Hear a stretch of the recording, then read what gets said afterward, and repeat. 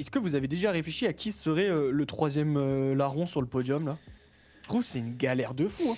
On se prend déjà la tête pour savoir qui est De le ouf. MVP, mais après il y a un deuxième débat concernant qui est le troisième. Genre c'est, je trouve que c'est galère. Moi, il Moi, y en a pas un qui me vient en tête comme ça, hein. LeBron James à 39-40 ans, qui mène les Lakers jusqu'aux hauteurs de l'Ouest, là, en tournant en 25-8 et 8,5. Mais et sachant que la troisième place est anecdotique, juste le côté dingo de la perf, quoi. Bon, est-ce qu'on passerait pas aux awards, du coup? Si, allez, Allez. activons-nous là, mettons Je te un petit coup de boost dans tout ça. sépare Fox Sports, qui nous dit, bah voilà, qui fait le point sur les odds un peu. Alors ça a été updaté il y a 2 jours, hein, donc on n'est pas sur de la prédiction de début de saison. Donc évidemment, Wemby ne sera pas de la partie pour le Deepoy, pour le MVP, etc. etc. On reste sur de l'actualité chaude. Sachant qu'il y a pas mal de trophées qui restent un peu indécis, hein. Est-ce que pour toi, là, déjà, avant de plonger dedans, il y a un trophée où tu te dis, bah lui, c'est sûr, il n'y a pas de discussion, en fait. J'ai l'impression que pour une fois, il n'y en a aucun, quoi. Peut-être le sixième homme, Peyton Pritchard. Ouais, bah on va voir, ouais, mais en effet, peut-être Peyton Pritchard. Rookie Castle est déjà sûr de gagner. Bon, même pas sûr, les gars, hein. Je pense au niveau du coach, par contre, on l'a. Ouais, au niveau du coach, moi je dirais. Oh, ah ouais, on donnera nos avis. Coach, il y a lutte pour moi, exactement. Rookie de l'année, on a un top 3, Stephen Castle à moins 800, Jalen Wells à plus 1600 et Zachary Rizaché à plus 1600. Donc là, en l'occurrence, pour eux, le favori, Ouais. c'est notre ami Stephen Castle. C'est Stephen Castle, mais aisément. Ça me surprend de ne pas voir Alex Sarr dans le top 3. Jalen Wells, un peu, j'ai l'impression qu'il avait un peu baissé de régime. Mais ouais, Zachary Rizaché, ça fait plaisir de le voir. Parce que je crois que là, Zachary... Mine de rien, Alex Sarr, il a pété 34 points sur Jokic il y a quelques jours. Ouais. Ouais, il a juste les 10 derniers matchs, mais après, c'est assez sérieux, Alex Sarr. Il est à 12,5, je crois, Alex Sarr. 12,6, 6,7 rebonds, 2,3 passes. En fait, je trouve le souci, c'est encore une fois ces pourcentages de réussite qui sont pas fameux du tout. Stephen Castle, il est qu'à 14 points, 3 rebonds, 3 passes, hein. En vrai, en termes de moyenne, il n'y a pas un gap incroyable, hein. Ouais, mais j'ai l'impression que d'un point de vue visuel, il est déjà plus impressionnant en fait. T'as l'impression de le voir partout, tout le temps. Moi, j'ai rarement vu un match manqué de Stephen Castle, en fait, j'ai l'impression. Après, j'ai pas vu tous les matchs des Spurs, loin de là. Mais ouais, je suis rarement déçu de Stephen Castle. Après, en même temps, c'est pareil, les Français, si tu suis un peu les médias et tout français, bah, on parle beaucoup d'Alex oui. Sarr, de Zachary Rizaché. Donc, quand il se manque, bah, d'ailleurs, les médias n'hésitent pas à un peu taper du poing sur ce qu'ils font. Bah, c'est dommage parce qu'un peu cette course au Roy, on pense à Jared McCain là du côté de Philly qui commençait de ouf la saison et qui s'est fait stopper. Mais Bah, après... sinon, lui, je pense qu'il partait. Ah oui. Et il a joué une vingtaine de matchs, quoi. Donc, 23 c'était matchs, pas, avec des pourcentages en plus, il tournait déjà à 38% à 3 points le coco, hein. Ouais, et puis comme le dit le fan numéro 1, Philly ça tank, donc il aurait eu encore plus de tickets shoot. Ouais, je pense qu'il aurait... Parce que je suis surpris, c'est pas l'une des premières fois où on a un rookie qui va certainement être nommé et qui marque même pas 15 points par match. Là, on est à 13,8 quoi. Je trouve que c'est faible, hein, non? J'ai l'impression que les rookies au NBA étaient au-dessus, largement au-dessus l'année dernière. Ouais. Je pense que Banchero devait être bien au-dessus aussi, il devait être aux alentours de 20 points. On n'a pas de gros scoreurs, hein. Donc Victor, ouais, c'est sûr. Banchero aussi. Edouard, non, c'est Edouard. Scotty Barnes aussi. Lamelo Ball aussi. Lamelo Ball aussi. Ja Morant, Luka. C'est peut-être Ben Simmons. Ouais, bah après Ben Simmons, je pense que c'est un mauvais choix numéro 1 déjà. Brogdon, il était à 10-23. Ouais, c'est peut-être ça, ouais. Bah, ça fait à peu près 10 ans hein, que tu as un... Donc, c'est pas vraiment commun, quoi, effectivement. Après, ouais, moi, je partirais quand même sur Stephen Castle. Puis sur les 3 semaines qui restent, Avec l'absence de Jaron Fox, il va avoir Hmm. plus de tickets shoot, tout ça. Je pense que ça va un peu tourner autour de lui la toute fin. Là, on va un peu lui laisser les clés du Camtar, histoire qu'il assure son titre de rookie de l'année. Tu vois. Ouais. Mais ça Toi, montre tu bien. pars sur qui du coup pour le rookie? Tu partirais sur qui toi pour le rookie? Bah, je pense que Stephen Castle, oui, a une. Mais c'est ce que j'allais dire, c'est un peu un rookie de l'année par défaut, quoi. Il n'y en a pas un qui a vraiment tiré son épingle du jeu, quoi. Et en même temps, là, quand tu vois la liste à la fin de cette première saison, qui possède une étiquette de futur franchise player? Personne, mais on en a parlé, hein. Tu vois, Wemby, on l'a compris dès sa première saison. Ah oui. Un mec comme Banchero, pareil, quoique je sais pas, mais là, tu réfléchis même pas. Hein. Pour le moment, tu te dis non. Ça peut tous être au mieux du mieux des très bons lieutenants de luxe. Oui. Genre le lieutenant. Vraiment au mieux du mieux. Hein. Ok. Le Deepoy. On a du Evan Mobley favori. Et on a un top 3 avec Dyson Daniels et Draymond Green. Waouh. Draymond Green, il est sorti d'où? Bah je sais pas. Les dernières semaines là, non? Parce que déjà, je trouve ça incompréhensible qu'il n'y ait pas un seul représentant de la meilleure défense de la ligue. Qui est OKC. Exact. Je partirais, je vois qu'il y a beaucoup de Mobley et de Mobley, je comprends. Je sais pas, moi j'ai envie de le filer à Lou Dort ou SGA, un gars comme ça quoi. C'est vrai que on avait fait une petite pyramide des défenseurs extérieurs. Ouais. Disponible sur YouTube. Donc on avait mis toi SGA en très haut, on va dire, et moi Lugensdort très haut. Donc c'est vrai que de ne pas les avoir là dans les 3, un peu dans les paris, dans les cotes, c'est assez surprenant. Evan Mobley, je suis d'accord, il est dedans. Et moi, je suis pas d'accord avec Dyson Daniels et Draymond Green, en fait. Les deux, là... Dyson Daniels, ok, il fait beaucoup d'interceptions. Atlanta, c'est top combien défense? Bon, enfin, sans lui, c'est top 39. Hein. C'est compliqué. Dyson Daniels, c'est vraiment un très très bon défenseur. Je pense que il doit bien tenir ses vis-à-vis les meilleurs joueurs extérieurs adverses. Et je pense que ça fait un plaisir fou aux Hawks parce que quand tu vois il vient un peu soulager le cas Trae Young, tu vois. Donc Dyson Daniels, non, je suis pas étonné. En plus, il bat un record de fou d'un point de vue des interceptions. Donc ça, c'est pareil, ça marque toujours les esprits. Non, franchement, je suis un peu surpris par Draymond Green. Alors, il défend très très bien, hein, mais c'est Steve Kerr récemment qui a, je crois, il y a eu quelques jours là, qui a fait vraiment l'éloge de la défense de Draymond Green encore. Je crois que c'était contre les Bucks du coup où Giannis ne met que 5 paniers dans le match. Où justement, il lui a dit genre, ce genre de performance, ça montre encore le très bon défenseur qu'il est. Mais c'est vrai que de le voir dans le top 3, ça me surprend aussi, sachant, comme tu dis, il y a beaucoup, quand on regarde les ratings, bizarre qu'il n'y ait pas Jaren Jackson Jr., bizarre qu'il n'y ait pas... ouais, je suis d'accord. Il n'y a personne du Magic, mais bon... Derrick White.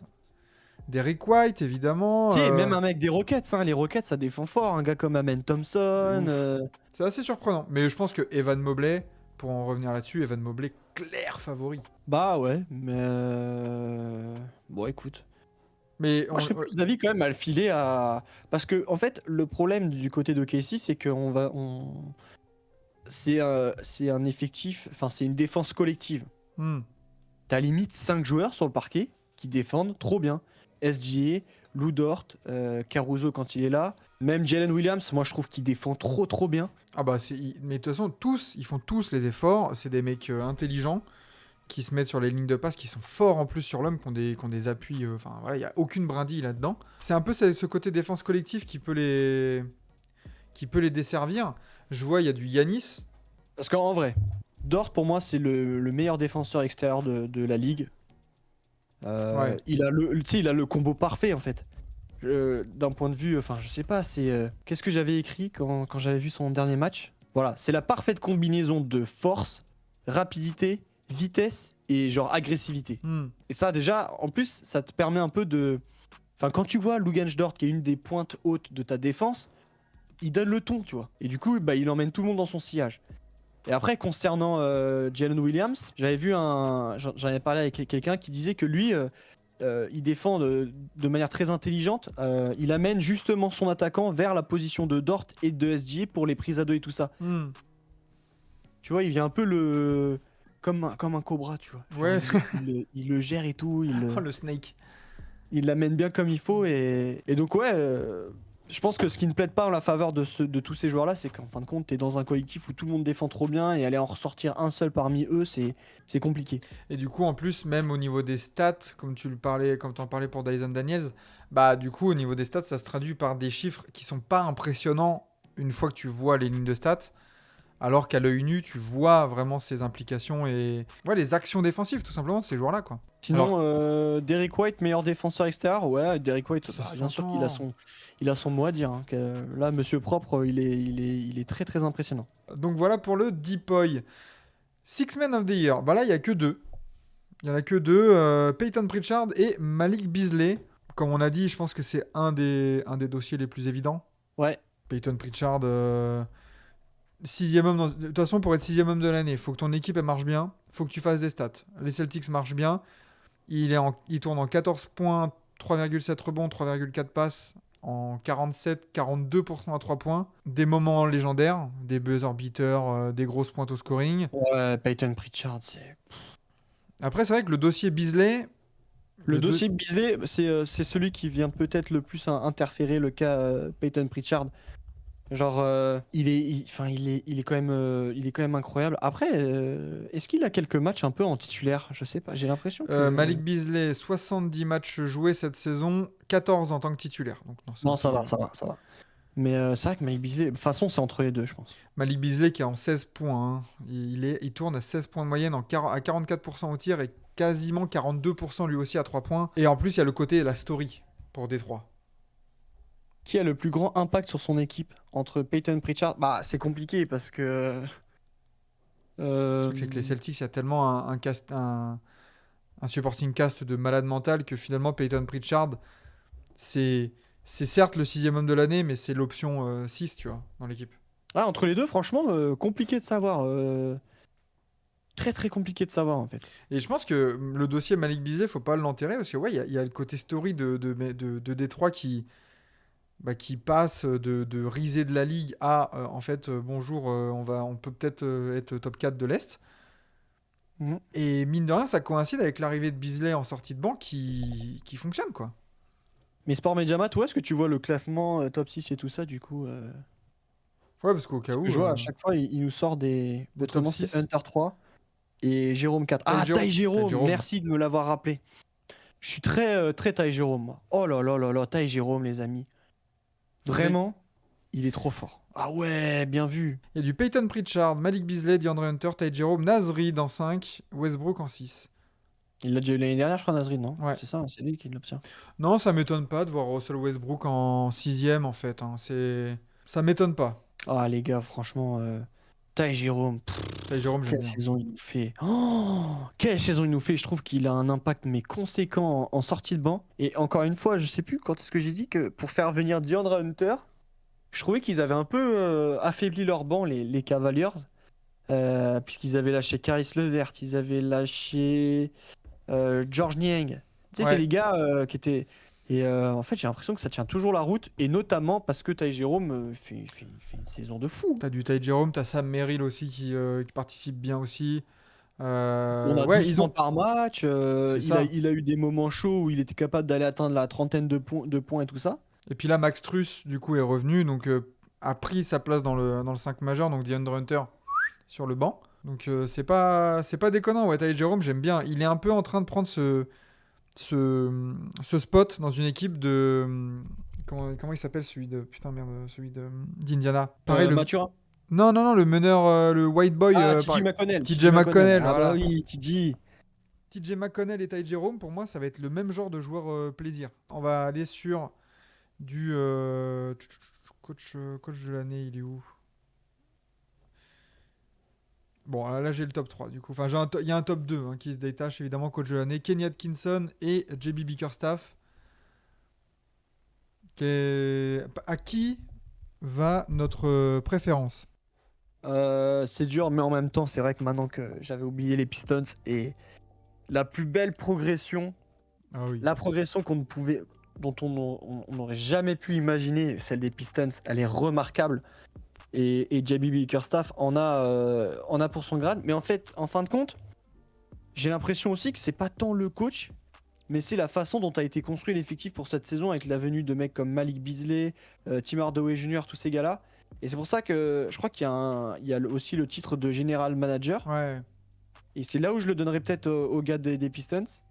Et je laisserais du coup le coaching à Kenny Atkinson qui fait une saison énorme. Les mecs qui tapent 3 fois dans la saison une série de plus de 12 victoires, un truc comme ça. Enfin, c'est incroyable. Il y a Schroeder aussi, ouais, exactement. Après, c'est vrai que moi, j'en ai parlé ce matin et c'est mon choix, JB Bickerstaff. Parce que Kenny Atkinson fait un super boulot. Mais il avait pris quand même une équipe des Cavs qui était déjà sérieuse. Donc, alors que là, genre, les Pistons passent de une streak de 28 défaites de suite, risée de la NBA, à en fait, on est sérieux et on peut viser un top 6. Déjà, ils sont top 6 lock. Et on est à un match du top 4, quoi. Le boulot est sans accueillir de superstars non plus. Tu vois, s'ils avaient accueilli un Kevin Durant ou un truc comme ça, et que du coup tu step up, ok, mais là, ils accueillent, comme tu as dit, Malik Beasley, Tobias Harris, Tim Hardaway Jr. Bon, tu dis, petits ajouts, machin, sachant que Tobias Harris, époque Sixers, c'était une punchline. Hein. Ouais, en fait, je vois ce que tu dis, cet aspect progression, bien sûr que ça saute aux yeux et c'est toujours très impressionnant. Mais en même temps, c'était difficile de faire pire que ce qu'a fait les Pistons l'année dernière. Et là où je trouve que Kenny Atkinson, vraiment, il a apporté un truc de fou, c'est que les Cavaliers, en fait, les 2 dernières saisons, c'est quoi? C'est 4ème, tu vois. Et à chaque fois, on se disait pas. Enfin, je sais pas, tu vois, on n'avait pas une impression de sérénité, de puissance. De sérénité, voilà, et de puissance, comme on l'a aujourd'hui. Ouais, je suis d'accord. Tu sens que là, les Cavs ont passé un cap, quoi. Ils ont passé un cap, alors que les Pistons, ils ont juste pas passé un cap, c'est juste, ils ont trouvé la lumière, tu vois. Mais en fait, il y a ce côté aussi dans le dossier Kenny Atkinson. Il y a ce dossier où, concernant les Cavs, il y avait des discussions sur est-ce que Mitchell et Garland, ça peut cohabiter? Est-ce que Evan Mobley et Jarrett Allen, machin et en fait... Garland, Mitchell, Mobley, Allen, exactement. Et c'est le taf de Kenny Atkinson qui, au-delà des résultats sportifs, a réussi à faire disparaître complètement ces discussions. Ouais. Et il n'y a plus aucun doute sur le fait que Darius Garland soit un top meneur de la conférence Est. Ouais. Donovan Mitchell, ça va bien avec lui. Enfin, et en plus, là, avec l'ajout de DeAndre Hunter et même de Max Strus, du coup, voir qui est titulaire, qui est remplaçant, ça dépend peut-être aussi des match-ups, mais ça fonctionne, quoi. Donc, ouais, il y a ça aussi. Donc, mais de toute façon... Ce sera l'un des deux. Et ça sera pas un scandale. Voilà. Après, il y en a qui disaient Marc Daigneault aussi. Il l'a eu l'année dernière, je crois. Voilà, c'est bon. Et non, mais ce serait mérité aussi. Marc Daigneault, je pense qu'il est top 3, tu vois. C'est le troisième meilleur coach, je pense. Mais je pense que ouais, il y a un top 3 clair, net et précis. Mazzulla aussi, qui peut être aussi un peu laissé de côté. Hein. Mais t'es champion en titre, donc... Ok. Ouais, moi je vais partir sur Atkinson et toi sur Bickerstaff. Ouais, Bickerstaff. Sympa. D'ailleurs, tu vois, on a parlé un peu de progression, tout ça. Passons au MIP. Ouais. Là, pour moi, le MIP, c'est Cade Cunningham. Moi, c'est Cade Cunningham direct. Alors, je sais que il y en a beaucoup, ils vont me parler de statistiques et tout, qu'il n'y a pas une explosion comme d'autres joueurs qui vraiment se sont révélés, tous ces trucs-là. Dans ce cas-là, si on part sur l'explosion statistique, moi, je prends Ty Jerome tous les jours.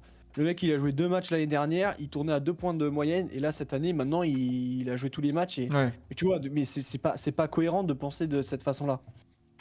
Notre ami Cade Cunningham, déjà, ce serait une jolie manière de récompenser les Pistons pour leur amélioration. Et s'il y a un joueur qui, encore une fois, a passé un cap, mais putain, mais notre ami Cade Cunningham, c'est un délire. Ouais. C'est un délire. Au niveau de la passe, jamais quelqu'un aurait pu penser qu'il évoluerait à un tel standing. Au niveau du scoring, bah, il est costaud. Je vais essayer d'aller voir un peu ses statistiques. Je crois pas qu'il ait progressé de ouf, hein. Je pense qu'il est un peu au même stade. Bah en fait, Cade Cunningham, c'est ce que disent aussi les fans des...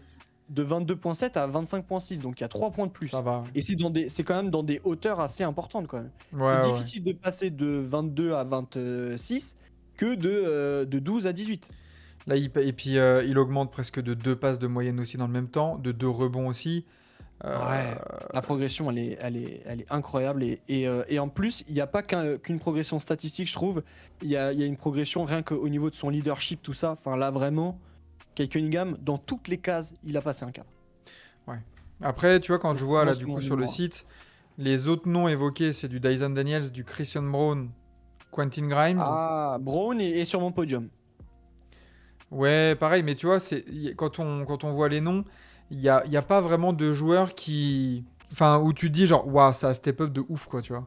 Oh, tu sais que Christian Braun, il y a vraiment eu un step up de fou malade. Parce qu'il était quand même quoi, en sortie de banc l'année dernière.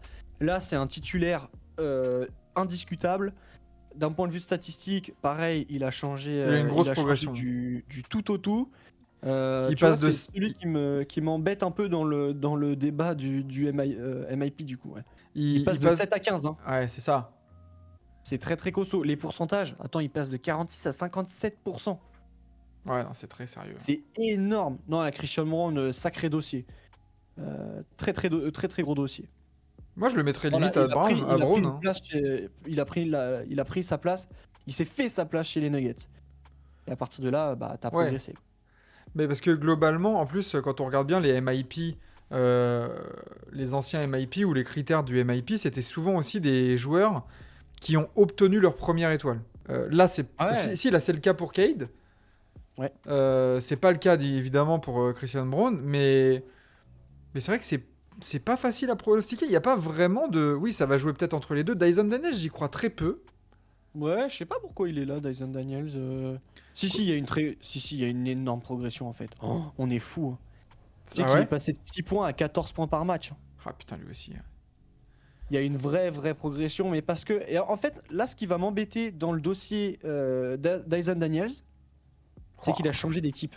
Et ça m'embête un peu, parce que du coup, bah, tu vas avoir un rôle totalement différent de ce qui était attendu du côté des Pels. Raison pour laquelle Daniels, moi, il sera peut-être sur le podium. Enfin, quoique c'est pas le premier qui va me venir en tête. Moi, je préfère Cade Cunningham ou Christian Braun, parce qu'il a changé de franchise. Ouais. C'est aussi pour ça que tu vois. Quentin. Désolé. Comment dire, pas Christian Braun, Quentin Grimes. Ah bah pareil, tu vois. C'est dommage que le trade ait lieu aussi tard dans la saison, parce que vu comment le Coco il performe là du côté des Sixers.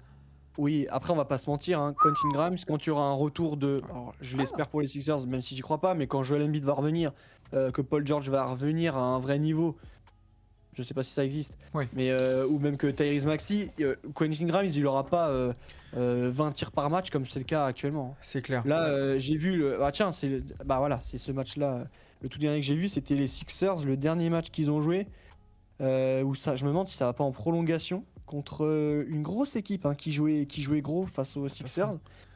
Et lui il va claquer son record de points, ça doit être 46. Ouais. Mais à la fin du match, il prenait tous les tickets shoot, il s'en fichait. Alors par contre, il avait un niveau extrêmement trop fort. Genre, c'était un délire. C'était face aux Rockets d'ailleurs, voilà, ça me revient. Après, c'est vrai que tu vois, quand tu vois les statistiques là, à Philly, il tourne à 21,8 points de moyenne. Et en plus, les pourcentages sont extrêmement sérieux. Hein. Ouais, mais encore une fois, regarde. Les derniers matchs, il a tiré 21, il a eu 21 tirs contre le Thunder, 27 contre les Rockets, 19, 23, 25. Ça, je te promets, quand Quentin Grimes, c'est pour moi, je pense, c'est une très bonne, un très bon joueur de sortie de banc, par exemple. Ça pourrait être un excellent 6e homme, mais vraiment un énorme 6e. Mais là, les Sixers, s'ils arrivent à le garder, et qu'ils arrivent à garder Gershon et qu'ils récupèrent tout le monde un peu en bonne santé à 100%. On peut clairement identifier peut-être la saison prochaine ce move d'accueillir Quentin Grimes comme un très très bon move, parce que ça peut clairement devenir un moteur de ta seconde unit. Ça peut être pas mal du tout. Et comme tu dis, il est passé de je prends moins de 8 tirs par match à j'en prends plus de 15, quoi. Ah bah ouais. Forcément, Non, mais Quentin évidemment. Grimes, là, c'est le. Actuellement, c'est le franchise player des Oui, Sixers, quoi. Enfin, ça. il les porte sur ses épaules, c'est incroyable. Pour Cade, ouais, on le savait jouer à ce niveau. Là, il joue, là, Cade, il est fort, il est trop fort. C'est lui. Et en plus, pareil, tu vois, quand on parlait des discussions qui se sont arrêtées avec Kenny Atkinson, bah, il y a des débats du côté de Détroit ou à propos de Détroit. Est-ce que Cade Cunningham, c'est un franchise player? Est-ce que Cade Cunningham, il est clutch? Est-ce que... oui, et oui. Voilà, c'est bon. Tu vois, je suis pas d'accord avec le côté... il est plus blessé. En fait, Cade, il a surtout eu une grosse blessure. Une grosse blessure. Mais sinon, c'est des saisons où, en fait, il avait juste des équipes de merde à côté, quoi. Après, il y a des joueurs... c'est vrai qu'Evan Mobley, tu sens qu'il a passé un cap aussi. Ouais. Après, ça se voit pas non plus de foufou d'un point de vue statistique. Et tu vois, lui, par exemple, il est passé de 15,7 à 18,8. Donc, comme Cade Cunningham, t'as plus 3. 3 points. Ouais. Mais c'est pas dans les mêmes hauteurs non plus. Hein. C'est ça. Et après, rebond, c'est la même chose. Passe décisive, c'est la même chose. Donc, c'est ça, Evan en fait. Mobley, c'est que Cade... Tyler Hero. Hein. Tyler Hero, c'est pas mal. Hein. Ah, mais là, c'est pareil. C'est un peu comme Quentin Grimes et même... merci le départ de Butler, en fait. Ouais, mais bon, t'es dur quand même. Je pense que Tyler Hero avait déjà ses nombreux tickets shoot quand il y avait Butler déjà là. Ouais, peut-être. Non, je pense que c'est pas comparable. Non, je pense que Tyler Hero, c'est solide aussi. Moi, je pense clairement qu'il a passé un cap. Après, je pense que par contre, on s'aperçoit, c'est pas un standing de franchise player, Tyler Hero. Comme Bam Adebayo, malheureusement, j'ai vraiment l'impression que cette saison le prouve un peu. Ouais. Ce serait intéressant, tu vois, d'en parler avec des mecs du 8, tu vois, par exemple de ça. Exactement, clairement. Est-ce que cette saison, ça n'a pas été un peu le révélateur sur le vrai niveau, le réel, le rôle à avoir pour ces joueurs-là? Ça peut être intéressant, ouais. Il nous reste quoi? Eh ben, il nous reste le MIP. Alors, MIP, coach, on l'a fait. Clutch? Bon, ça... Ouais, clutch, j'avoue, je sais pas. Clutch, je pense que là, tu vas voir les statistiques. Et puis, en fait, c'est un peu con avec ce genre de truc. C'est que tu as juste vraiment, pour le coup, à regarder les statistiques. Qui est le meilleur dans les 5 dernières minutes quand le match est serré? Terminé, t'as le joueur clutch. Exactement. Tu vois, il n'y a même pas de... Bon, là, sur le site, il y a du Jalen Brunson, il y a Trae Young et Nikola Jokic. Voilà. Ça va pas être... C'est pas la discussion la plus... Attends, je vais voir, où est-ce que... Ah bah non, mais c'est clair. Après, c'est tellement difficile, mais comme tu dis, sur cet award-là, généralement, bon là, c'est la 3e année qu'ils le font. La première année, c'était De'Aaron Fox, la 2e année, c'était Steph Curry. Il me semble que les 2 dernières années, il s'était juste basé sur le nombre de points inscrits dans le clutch. Donc, voilà. Bon, après, il faudrait se pencher sur les statistiques, mais Jalen Brunson, c'est un joueur assez clutch. Ça me semblerait pas mal qu'il l'ait, en vrai. À voir. Je comprends pas non plus ce trophée, White Chocolate. Et pour finir, du coup, il y a le MVP, toujours. C'est vrai. C'est peut-être la course la plus indécise pour le coup. Bah ouais. De tous les trophées, je pense, là, ouais, clairement, c'est le plus indécis. Et c'est là où t'as vraiment 2 joueurs qui sont... Bah, quoique... Même au niveau du 6e homme, on parlait tout à l'heure, on était resté pas mal bloqué sur Beasley et comment il s'appelle, Peyton Pritchard. Bon, en fin de compte, tu vois, du Ty Giro, il y a des joueurs comme ça qui sont venus en tête par la suite. Mais là, vraiment, t'as personne derrière SGA et Jokic. Bah, tu vois, il va vraiment y avoir débat pour la 3e place. Devant le site là, de Vegas Insider, il y a vraiment Shai et Nikola Jokic. Je voulais en parler, tu m'as devancé. Et après, les odds là, généralement, bon, bah, t'as Shai qui est favori. Ok. Après, t'as un Jokic qui a des cotes normales, un peu de favori, mais un peu, détaché. Mais après, par exemple, le 3e nom, c'est Donovan Mitchell. Et tu vois, Jokic est à plus 450, à peu près, 475. Donovan Mitchell, la plus basse cote enregistrée, c'est plus 30 000. Oh. Ah ouais, il n'y a pas photo. Et après, t'as Steph Curry à plus... Et après, t'as tous les autres... Oh, incroyable. Mais tous les autres à plus 50 000. Donc Steph, Giannis, LeBron, Tatum, Cade, Tout le monde, voilà. En vrai, entre genre, est-ce que vous avez déjà réfléchi à qui serait le troisième larron sur le podium là? Je trouve que c'est une galère de fou. Hein. On se prend déjà la tête pour savoir qui est le MVP, mais après il y a un deuxième débat concernant qui est le troisième. Genre je trouve que c'est galère. Moi, il y en a pas un qui me vient en tête comme ça. Hein. Moi, on parle beaucoup d'Antetokounmpo, mais est-ce qu'il peut l'avoir? Mais bordel, LeBron James. Ah, LeBron. Ouais. LeBron James à 39-40 ans, qui mène les Lakers jusqu'aux hauteurs de l'Ouest là, en tournant en 25-8 et 8,5. Mais sachant que la troisième place est anecdotique, juste le côté dingo de la perf quoi. Je vais voir un peu c'est qui pourrait être un peu le troisième, j'avoue que ça me vient pas. Sinon, Donovan Mitchell pour récompenser les Cavs en 3. Sinon quoi, qui fait vraiment une énorme saison statistique? Giannis ou Mitchell? Tu te rends compte à quel point ils aspirent ouais, c'est ouf. Tout autour d'eux, SGA et Jokic, mais là mais c'est d'une violence pour tous les joueurs autour. Là pour le coup, ils sont sur un autre monde. Ils sont chacun sur leur planète. Et tous les autres joueurs de la NBA, ils les regardent dans le ciel le soir et ils attendent à ce que ça fasse un gros boom. Tu sais, les deux planètes qui se rentrent dedans et hop, t'as une deuxième planète Terre qui se... Exactement. Deux astéroïdes. Lavigne, non je déconne, je suis fan des Kings. Bah écoute, bon courage déjà. Mais attends... Jason Tatum, on n'en parle pas. Non mais comme t'as dit, c'est un aspirateur à vote. Et est-ce que même ça... Je sais pas trop quelles sont, mais ça de toute façon, si c'est le cas, on aura les stats.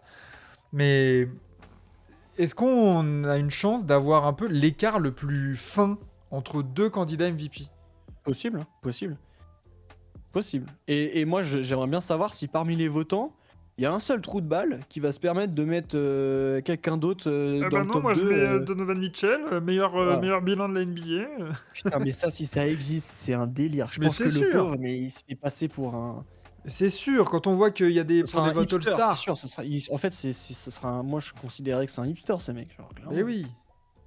Non, mais voilà, comme c'est anecdotique, la troisième place, je sais pas, tu peux aussi très bien mettre Kate Cunningham pour le côté Pistons, machin, ça m'étonnerait même pas.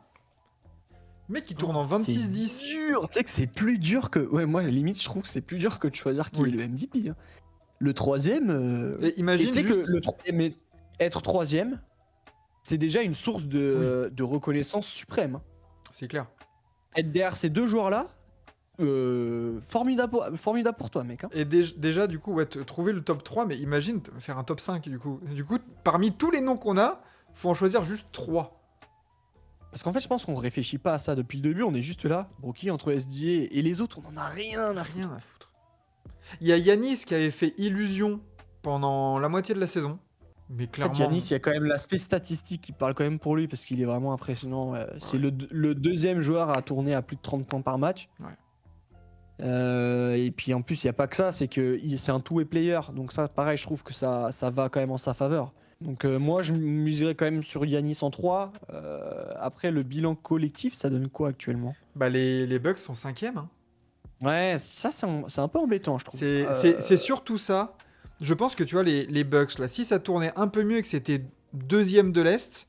Ouais, 2 ou 3, enfin top 3. Ouais, là, du coup, le dossier Giannis pourrait prendre de l'ampleur et peut-être même que lui pourrait se chauffer aussi pour te taper des perfs marquantes. Parce que il y a de ça aussi, c'est que Shai et Nikola Jokic, il y a des perfs marquantes de ouf. Là, dans les noms qu'on a cités, il y a des petites pointes, mais il n'y a pas vraiment de match où, tu sais, on s'est réveillé le matin, on fait « Oh ! Attends, quoi ? Giannis, il a mis un 37-18 avec 8 passes, là ? Alors que SGA et Jokic, oui, régulièrement. » Tatum, on le met où ? Bah, top 5, ça serait très bien. Ouais, putain, il est dur à mettre. Je pense que du coup, en top 5, je mettrais soit SGA, soit Jokic. Je vous avoue que j'ai pas encore fait mon choix, j'y arrive pas. Ouais. J'y arrive pas. Giannis Antetokounmpo en 3. Et après, en fait, je me vois pas ne pas récompenser les Cavs. Impossible. Donc je pense que Donovan Mitchell, je le mets soit 4, soit 5, qui me laisse une dernière place. Et je pense que ce serait là où je mettrais Jason Tatum, tu vois. Ouais. 4 ou 5 du coup. Moi, je pense que Tatum, je le mets pas et je mets Donovan Mitchell. Et Bronbron aussi, du coup, tu m'as dit. Bah ouais, Bronbron, je le mets en 3. Ah ouais, carrément. Bah, en fait, moi, c'est le côté où, genre, vraiment, comme c'est honorifique, mais genre, le niveau de jeu du gars à 39 piges, et encore plus depuis qu'il en a 40, les Lakers ont un très bon bilan. Enfin, les Lakers peuvent terminer encore deuxième de l'Ouest, et sont même deuxième à égalité avec les Rockets en termes de défaites. Genre, moi, ça m'hallucine de voir ce joueur-là qui banalise le truc, mais genre, c'est sa 22e saison, il tourne encore en 28, 8,5, 26, 8, 8,5, quoi. Genre, quand on va se retourner, quand il aura pris sa retraite et qu'on va voir, genre, ah bah en fait, il a repris sa retraite, il était encore en 25-7-7. Ah, d'accord. Ok. Il a joué 23 ans, 23, 24, 25 ans, enfin. Donc ouais, moi, c'est ce côté-là qui m'hallucinerait et qui me dit, bah en fait, c'est lui, parce que tu te dis, les autres, ils sont dans la fleur de l'âge, l'autre, il a 15 ans de plus, et il tourne, enfin, voilà, quoi. Mais du coup, mon top 5 dans le désordre, bah voilà, t'aurais SGA, Jokic, Bonbon, Donovan Mitchell, et puis et Giannis, voilà.